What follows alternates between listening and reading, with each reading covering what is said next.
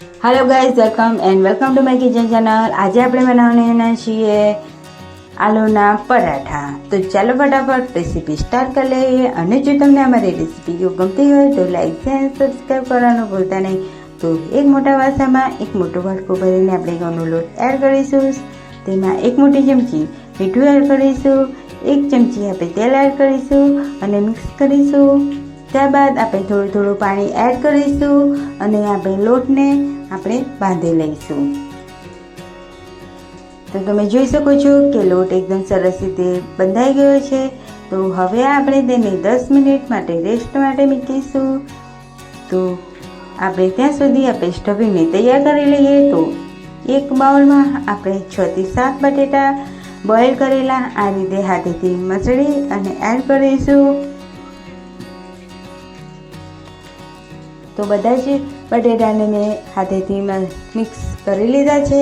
એક મોટી ચમચી અજમો, આદુ મરચાંની પેસ્ટ એડ કરીશું, એક મોટી ડુંગળી ચોપ કરેલી એડ કરીશું, એક મોટી વાટકી ધાણા એડ કરીશું, એક ચમચી ગરમ મસાલો એડ કરીશું, કાળી મિર્ચ પાવડર એડ કરીશું, લાલ મરચું એડ કરીશું, મીઠું એડ કરીશું સ્વાદ અનુસાર અને એક ચમચી આમચૂર પાવડર એડ કરીશું અને એકદમ સરસ રીતે બધા જ મસાલાને મિક્સ કરી લઈશું।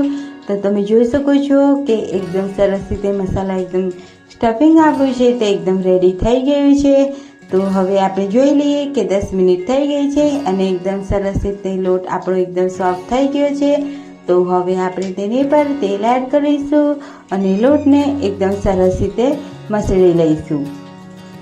તો મસળી લીધા બાદ આપણે એક મોટો લુવો લઈ લઈશું અને કોરા લોટમાં આપણે એડ કરીશું અને આ રીતે આપણે રોટલીની જેમ વણી લઈશું। ત્યારબાદ એમાં આપણે સ્ટફિંગને એડ કરીશું અને આપણે હાથમાં લઈ લઈશું અને એકદમ સરસ રીતે કિનારીઓને પ્રેસ કરીશું અને જે આપણું સ્ટફિંગ છે તે અંગૂઠાના મદદથી આપણે તેને પ્રેસ કરીશું જેથી અંદરની સાઈડ એકદમ સરસ કિનારી સુધી પહોંચે એ રીતે।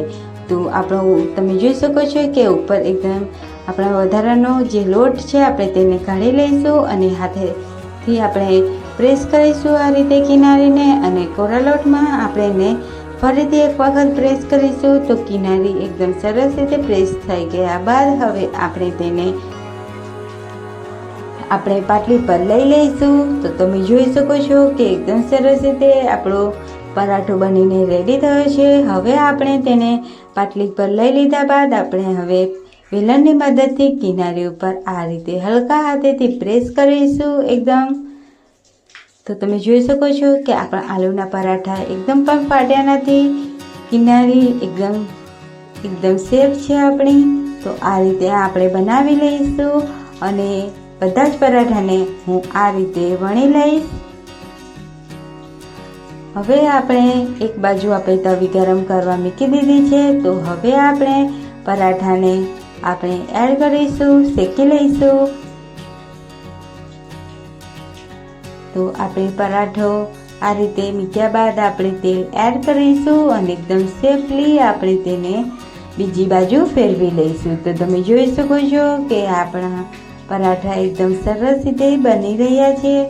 જો તમને અમારી રેસીપી ગમતી હોય તો લાઈક અને સબસ્ક્રાઈબ કરવાનું ભૂલતા નહીં અને જો તમે અમારી ચેનલ પર નવા હોય તો સબસ્ક્રાઈબ કરજો અને બેલ આઇકનને પ્રેસ કરવાનું ભૂલતા નહીં જેથી અમારા આવા જ વિડીયો જોવા માટે તમને નોટિફિકેશન મળતી રહે। તો આ રીતે આપણે બધા જ પરાઠાને શેકી લઈશું। તો તમે જોઈ શકો છો કે આપણા પરાઠા એકદમ સરસ રીતે બનીને રેડી થયા છે।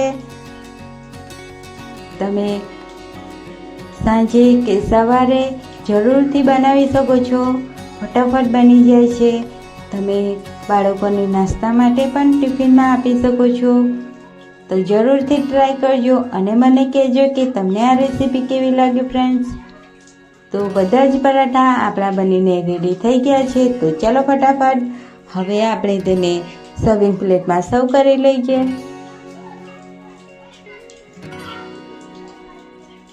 તો બધા જ પરાઠા આપણા બનીને રેડી થઈ ગયા છે।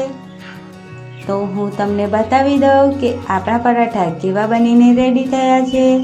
તો તમે જોઈ શકો છો એકદમ ગોલ્ડન બ્રાઉન આપણા પરાઠા બનીને રેડી થયા છે અને એકદમ ઉપરથી ક્રિસ્પી એવા બનીને રેડી થયા છે અને સ્ટફિંગ પણ એકદમ કિનારે સુધી પહોંચ્યું છે એ રીતે તો તમે જોઈ શકો છો। તો હવે આપણે તમે આને સિમ્પલ રીતે આ રીતે પણ ખાઈ શકો છો। તો તમે જોઈ શકો છો એકદમ સોફ્ટ એવા અને એકદમ ક્રિસ્પી એવા ઉપરથી બનીને રેડી થયા છે। તો જરૂરથી ટ્રાય કરજો। હવે આપણે તેની ઉપર ચીઝ ખમણેલું એડ કરી લઈશું। તો તમે ચીઝ સાથે ખાવા માંગતા હોય તો પણ એકદમ સરસ લાગે છે। બાય બાય, ત્યાં સુધી બધાને આવા જ વિડીયો જોવા માટે આવતા વિડીયોમાં મળે ત્યાં સુધી બધાને બાય બાય।